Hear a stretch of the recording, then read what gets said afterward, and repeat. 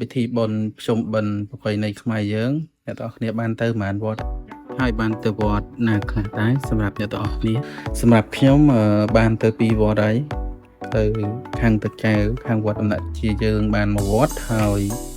មកខាងភ័យវែងក៏បានមួយវត្តដែរខាងវត្តភ័យតពងនៅចិត្តផ្ទះអ្នកទាំងអស់គ្នាយើងស្រួលទៅអញ្ចឹងណានេះលើមកមើលកុសទៅពីម្សិលមិញនឹងអង្គុយចាំផ្លូវមកល្ងាចចាំមើលផ្លូវអត់ដេកទេហ្នឹងហើយនេះឥឡូវមកជុំម៉ែវាហើយនឹងក្មួយហើយកូនមកវត្តភ័យតពងណាវិសាថ្ងៃហ្នឹងយើងមករាប់បាតក៏ដូចជាប្រកេនចំហានលោកឥឡូវពេលយើងមកដល់យើងរៀបចំចាត់ចែងម៉ែក្មេកខ្ញុំក៏រៀបចំចាត់ចែងចំហាន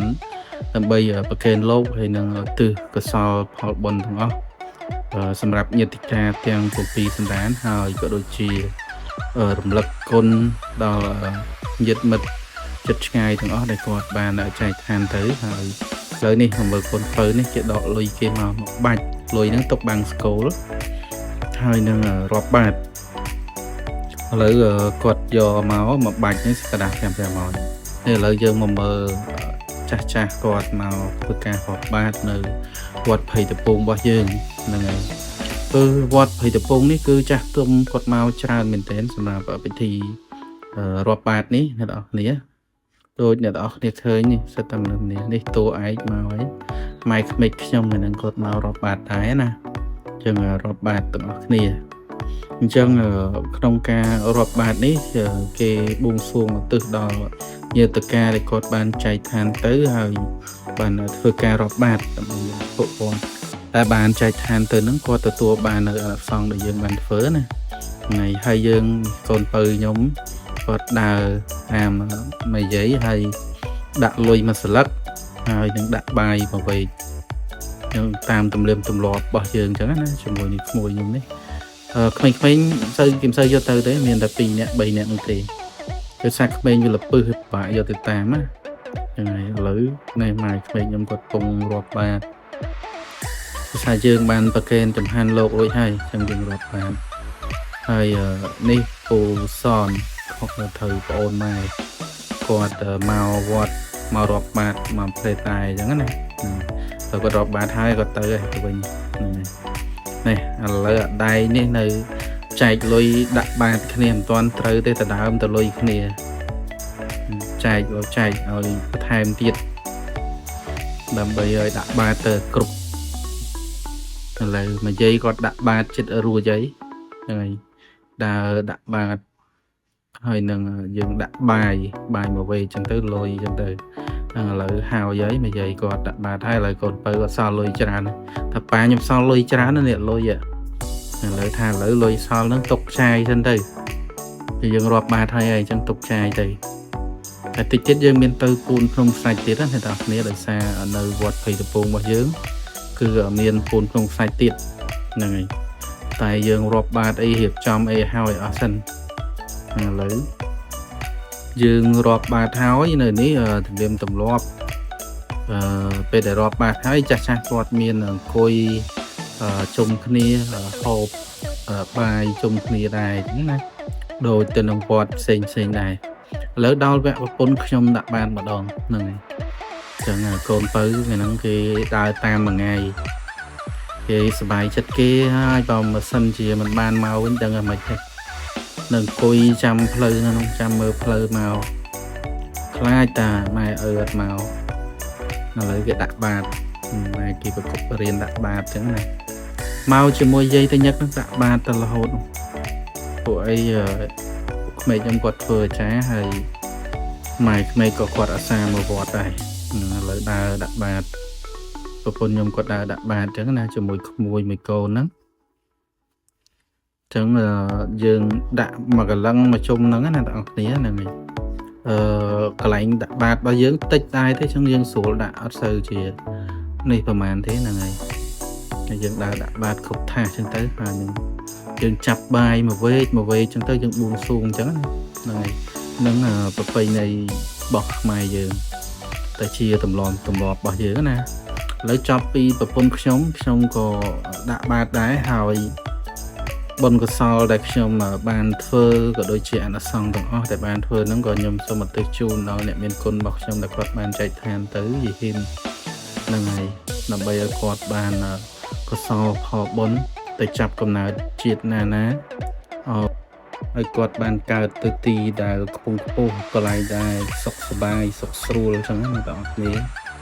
ហ្នឹងហើយក៏ឧទ្ទិសដល់ញាតិកាទាំង7សន្តានដែលបានចែកឋានមានតាយាយបងប្អូនជីដូនជីតាអីទាំងអស់អញ្ចឹងណាហ្នឹងហើយអញ្ចឹងយើងធ្វើតាមទំនៀមទម្លាប់របស់យើងដែលខ្មែរយើងមានតាំងពីយូរមកហ្នឹងគឺពិធីរាប់បាតនឹងហើយប្រកេនចំហាន់ហ្នឹងដែលយើងជឿជាក់ថាកុសលផលបុណ្យដែលយើងបានធ្វើហ្នឹងអាចឧទ្ទិសជូនដល់អ្នកដែលគាត់បានចែកឋានទៅហ្នឹងអញ្ចឹងយើងក៏ធ្វើការដាក់បាតមកជុំនឹងទៅអ្នកនរគ្នាមុននឹងយើងទៅពូនភ្នំខ្សាច់ហើយក៏មានកម្មវិធីពូនភ្នំខ្សាច់ដែរហើយមិនសូវជាមានវត្តណាដែលគាត់ធ្វើពិធីពូនភ្នំខ្សាច់ទេទៅតែមានវត្តយើងមួយដែរមានពិធីពូនភ្នំខ្សាច់ណាហ្នឹងហើយឥឡូវយើងធ្វើការរាប់បាតពេលដែលយើងរាប់បាតរួចក៏យើងរៀបចំបាយម្ហូបដែលយើងបាននឹងយកទៅវត្តសកេនលោករួចហ្នឹងដើម្បីហូបជុំគ្នាចាស់គាត់ហូបជុំគ្នាហើយបានគាត់ចុះទៅរៀងខ្លួនចឹងទៅអ្នកនរគ្នាហើយកូននេះក្មួយនេះតូចចឹងមកដើរតាមឡើងពេញនឹងអ្នកនរគ្នាឥឡូវក្រោយពីយើងរាប់បាតហើយអីហើយយើងក៏ធ្វើការទៅអុជធូបអ្នកនរគ្នាយើងអុជធូបចឹងយើងទៅរកអុជធូបនៅមុខពុទ្ធណាពុទ្ធបដិមារបស់យើងហ្នឹងហើយលើនាំគ្នាទៅអីទៅរកអុជធូបហើយប្រពន្ធខ្ញុំទៅយកធូបដើម្បីដុតហើយអុជឧទ្ទិសជីដូនជីតាក៏ដូចជាញាតិកាដែលបានចែកឋានទៅណាហើយហ្នឹងប្រពន្ធខ្ញុំគឺតួឯងហើយនៅក្នុងវីដេអូនេះភាសាខ្ញុំអ្នកកាន់កាមេរ៉ាអញ្ចឹងអត់សូវបានជាចូលកាមេរ៉ាទេអញ្ចឹងចូលបានតិចទេហ្នឹងហើយឥឡូវដោយសារតែមនុស្សច្រើនពេកអញ្ចឹងខាត់អាទូចនេះកូនខ្ញុំឯក្មួយខ្ញុំនេះឲ្យឈរម្ដុំកុំឲ្យដើរញ៉ៃឆ្វេងឆ្វាចព្រោះអីមនុស្សច្រើនខ្លាចจะលាកធូបលាកអីអញ្ចឹងណាមកឲ្យជូហៀងអត់បានទៅដុតធូបគេទីទៅដុតធូបប៉ុន្តែខ្លាចจะលាកធូបដោយសារតែធូបវាគេដុតច្រើនហើយយើងខ្លាចจะលាកអញ្ចឹងណាចឹងអត់ឲ្យទៅអុជទេឥឡូវម៉ែវាអុជធូបអុជអីហើយតិចទៀតចេញមកវិញហើយយើងអុជធូបហើយបួងសួងហើយយើងចេញមកវិញហើយមនុស្សនៅក្នុងវត្តនេះច្រើនអ្នកនរគ្នានេះក្មួយគេធ្វើ style គេថតរូបនៅនេះមនុស្សច្រើនណាស់អ្នកនរគ្នានៅវត្តព្រៃតពូងនេះហើយសម្ដាប់ធ្នាប់ក៏ល្អដែរនៅខាងក្រៅហ្នឹងមានសន្តិសុខមានអីគាត់ជាម៉ូតូឥឡូវប្រពន្ធគាត់បាន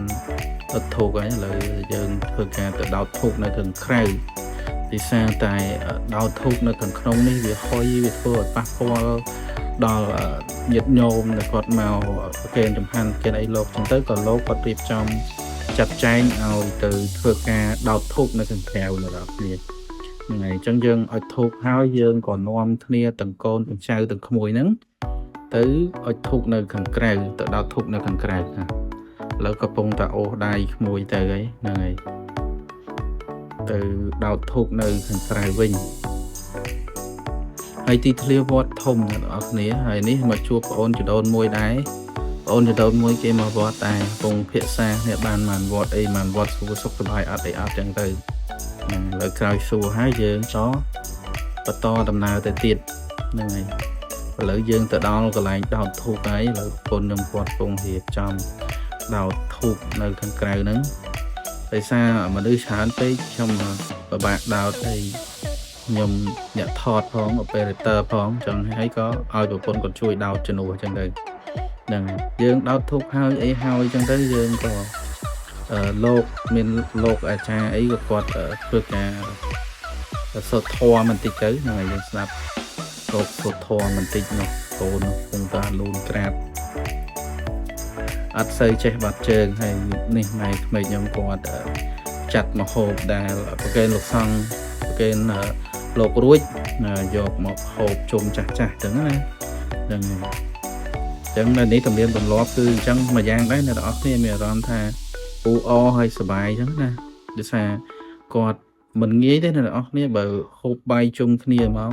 ថាសាច់ញាតិទេមិនបានជុំគ្នាផងប៉ុន្តែចាស់គាត់ត្រឡប់របស់គាត់គឺប្រកេនលោកហើយគឺគាត់ភាសាអាហារហ្នឹងជាមួយគ្នាតែម្ដងអ្នកទាំងអស់គ្នានេះកូនប្រហែលជាគេនឹកម៉ែគេមកបេះបួយតែម៉ែគេហ្នឹងបេះលិចបេះកើតហ្នឹងនេះនឹងកូនពៅហ្នឹងគ្មានឲ្យយកអាអូនមួយទៀតទេគេថាយកតែគេមួយបានហើយអត់ឲ្យយកមួយទៀតទេណាហើយចាស់គាត់ពិសាអាហារហើយរួចរាល់ហើយគឺត្រឡប់ទៅគេអដ្ឋានរៀងខ្លួនឯអ្នកនរគ្នាហ្នឹងហើយប៉ុន្តែខ្ញុំក្រោយពីម៉ែគាត់ពិសាអាហារហើយហ្នឹងហើយទុកឲ្យម៉ែគាត់នៅវត្តសិនគាត់អត់ទាន់រួចចប់របស់គាត់ទេមានសោតអីផ្សេងបន្តទៀតប៉ុន្តែយើងក្មេងៗយើងអត់បាននៅបន្តទៀតទេអញ្ចឹងយើងក្រោយពីយើងចាត់ចែងម្ហូបអាហារហើយចាស់គាត់ហូបជុំគ្នាហើយយើងចាំចុះទៅក្រោមដើម្បីយកពូនភ្នំសាច់ហើយពូនភ្នំសាច់នេះខ្ញុំទំឃើញទេអត់ដែរឃើញទេអ្នកនរគ្នាអត់ដឹងថាវាបច្ចៈពីអីដែរហើយប៉ុន្តែគ្រាន់តែដឹងថាវាជាទំនៀមទម្លាប់ប្រពៃណីរបស់ខ្មែរយើងពីបុរាណណាពីពូនភ្នំសាច់ដែលមានតាំងពីយូរលង់ណាស់មកហើយតែដោយសារ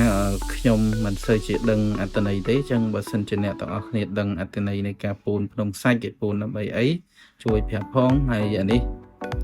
ថតវីដេអូជុំគ្នាជាមួយនឹងកូននិងក្មួយបន្តិចម៉ែទៅវត្តគ្នា5នាក់ហ្នឹងជាមួយនឹងម៉ែក្មេងខ្ញុំហ្នឹងហើយនេះ5នាក់ម៉ែពុទ្ធសាសនាមេឃភ្លៀងអ្នកនរគ្នាមកវត្តថ្ងៃហ្នឹងគឺថ្ងៃប្រជុំធំភ្លៀងមែនតើអ្នកនរគ្នាភ្លៀងតាំងពីយប់រហូតមកដល់ពេលព្រឹកហ្នឹងគឺនៅតែភ្លៀងទៀតហើយឈានមកដល់ម៉ោង2ម៉ោង3ហើយនៅមិនទាន់រាំងទៀតអ្នកនរគ្នាហ្នឹងហើយវាអត់នេះត្មងអត់រាំងត្មងវានៅលឹមវានៅភ្លៀងស្រេចចឹងទៅហ្នឹង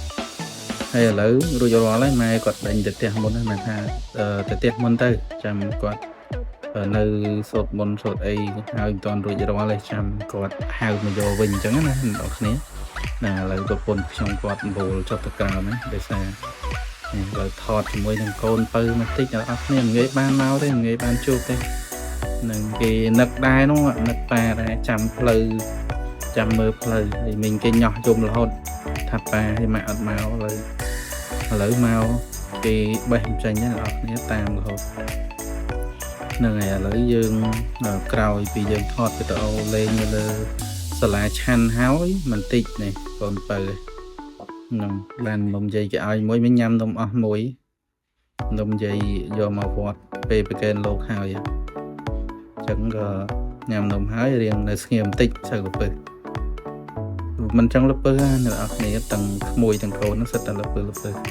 ឡូវម៉ែឲ្យប្រពន្ធខ្ញុំក៏ថតរូបលេងបន្តិចទៅហ្នឹងហើយនេះកូនជាមួយនឹងក្មួយឲ្យស្វែងគុំព្រះនេះស្វែងលាចុះទៅវិញស្វែងគុំលាស្វែងទៅគុំលាចុះទៅក្រៅវិញព្រោះដោយសារយើងដាក់បាតហើយរាប់បាតរាប់អីហើយណាឥឡូវកូនទៅយកស្វេចជើងយកមកពាក់ដើម្បីចុះទៅក្រៅវិញអញ្ចឹងណាឥឡូវពាក់ស្វេចជើងហើយខ្ញុំរៀបចំពាក់ស្វេចជើងដើម្បីចុះទៅក្រៅវិញជាមួយក្មួយមួយអីអញ្ចឹងណាកូនខ្ញុំកំពុងតែរើស្បែកជើងយកមកឲ្យពាក់ឯងអញ្ចឹងពេលពាក់ស្បែកជើងហើយនឹងចុះទៅក្រោមឥឡូវមេឃពងអលឹមទៀតតែត្រូវទៅពូនក្នុងសាច់ទៀតអញ្ចឹងណាអញ្ចឹងក៏អលឹមទៅចាំដល់ផ្ទះចាំចិត្តទៀតវាអាចផ្សើមតិចតួចនេះតើកូនពៅនេះស្បែកជើងនេះឧបត្ថម្ភពីអង្គគេពាក់ដើរនេះឥឡូវគេបានមកដល់កន្លែងពូនក្នុងសាច់ហើយចឹងយើងមកដល់កន្លែងពូនក្នុងសាច់ប្រពន្ធខ្ញុំក៏គាត់រៀបចំអុជធូបដើម្បីដោតទៅតាមពនុកសាច់ណាហើយក៏មានដាក់លុយដូចទៅនឹងយើងរាប់បាតមិញដែរអញ្ចឹងណាហ្នឹងហើយឥឡូវជាមួយនឹងក្មួយឲ្យកូនឲ្យគាត់ឈរចាំម្ដុំសិនឲ្យគាត់ឈរមើលសិនអញ្ចឹងណានេះក្នុងសាច់របស់យើងបងប្អូនរបស់យើងផ្សេងគាត់មកពូនក្នុងសាច់គ្នាទាំងអស់គ្នានេះហ្នឹងហើយអញ្ចឹងគឺមកអុជធូបហើយឧទ្ទិស ឲ្យពីឧទ្ទិសហើយទើបយើងធ្វើការដោតធូបហើយក៏ដូចជាដាក់លុយទៅតាមថាសមួយអញ្ចឹងណានេះជាទំនៀមទម្លាប់នៃការពូនក្នុងសាច់យើងហើយបើទៅតាមវត្តអារាមផ្សេងទៀតដែលគាត់ធ្វើទំនៀមទម្លាប់ខុសៗគ្នាក៏ខ្ញុំអត់ដឹងដែរអញ្ចឹងណាដោយសារតែទៅតែលើកនេះទេដែលយើងបានមកហើយមានពិធីពូនក្នុងសាច់ហើយវត្តនេះអាចប្រព្រឹត្តទៅរាល់ឆ្នាំតែគាត់ថាឆ្នាំនេះខ្ញុំបានមកចំពូនក្នុងសាច់គេដែរអញ្ចឹងណាហើយល្ងាចនេះក៏គេមានកម្មវិធីចាក់បាសចាក់អីរំលេងកម្សាន្តហើយមានល្ខោនមានអីដែរអញ្ចឹងណាភាសាវត្តនេះគឺរាល់ឆ្នាំគេធ្វើអញ្ចឹងអ្នកនរគ្នាឲ្យសប្បាយយ៉ាងដែរគេមានចាក់បាសចាក់អីរំពេញតែហ្នឹងអ្នកនរគ្នាឥឡូវប្រពន្ធគាត់ដុតធូបហើយគាត់ដើរដោតទៅតាមពនុកក្នុងខ្សែចឹងណាហ្នឹងហើយគាត់ដាក់លុយមួយស្លឹកទៅហើយដោតធូបមួយដើមហ្នឹងហើយយើងបួងសួងចឹងទៅយើងបួងសួងផ្សេងសុំសេចក្តីសុខសប្បាយអីចឹងទៅហើយកុំឲ្យឈឺស្កាត់ហើយឲ្យរស់ស៊ីមានបានអីទៅតាមអ្វីដែលយើងសុំចឹងណាហ្នឹងហើយឥឡូវយើងធ្វើតាមតលៀនទម្លាប់ហ្នឹងហើយអ្នកផ្សេងទៀតគាត់មកដូចគ្នាអ្នកទាំងអស់គ្នាដោយសារពិធីពូនភ្នំសាច់នេះគឺទំនៀមទម្លាប់ប្រពៃណីតែមួយទេចឹងគឺមកគឺយើងទម្លាប់គឺយើងធ្វើតាមគ្នាព្រោះជាប្រពៃណីរបស់ខ្មែរយើងណាហើយប្រពន្ធខ្ញុំគាត់ថាអុជធូបដាក់លុយអុជធូបដាក់លុយចឹងទៅពេលដែលយើងចាប់ប្រពន្ធខ្ញុំគាត់ឲ្យខ្ញុំនឹងដើរអុជធូបក៏ដូចជាពូនភ្នំសាច់ដែរចឹងណាហើយយើងក៏បួងសួងហើយសុំក្តីសុខសប្បាយហើយយើងក៏ដើរអុជធូបហើយពូនទៅតាមភ្នំសាច់ក៏ដូចជាដាក់លុយទៅតាមថាតាមទំនៀមទម្លាប់ប្រពៃណីរបស់យើងចឹងទៅអ្នកនរគ្នាហើយមនុស្សម្នាដែលគាត់មកពិធីពូនភ្នំសាច់ហ្នឹងច្រើនប៉ុន្តែដោយសារតែចឹងហើយខ្ញុំក៏ដើរអុជធូបដាក់ទៅតាមពនុកសាច់មួយហើយនឹងដាក់លុយទៅតាមទំនៀមទម្លាប់របស់យើងអញ្ចឹងទៅនេះហើយតើអុជហ្នឹងដាក់គ្រប់ពនុកសាច់ទាំងអស់អ្នកនរគ្នាចឹងយើងចាប់ផ្ដើមអុជនឹងដាក់លុយចឹងទៅដាក់ឲ្យគ្រប់ពនុកអ្នកនរគ្នាហ្នឹងគេហៅពិធីពូនភ្នំសាច់ហើយក្រោយពីយើងចប់គឺយើងបួងសួងសុំក្តីសុខសប្បាយអញ្ចឹងឥឡូវយើងពូនភ្នំខ្សាច់ចប់ហើយយើងក៏ធ្វើដំណើរទៅកាន់សាលាឆាន់វិញដើម្បីយកម៉ូតូរបស់យើងដើម្បីយើងត្រឡប់ទៅផ្ទះវិញឥឡូវយើងមើលទិដ្ឋភាពនេះរៀបទៅផ្ទះហើយមិនភ្លៀងពេញហ្នឹងអញ្ចឹងណាហ្នឹងហើយនិយាយទៅភ្លៀងរហូតហើយអរគុណអ្នកទាំងអស់គ្នាសម្រាប់តាមដានវីដេអូរបស់យើងបញ្ចប់ត្រឹមប៉ុណ្្នឹងអរគុណ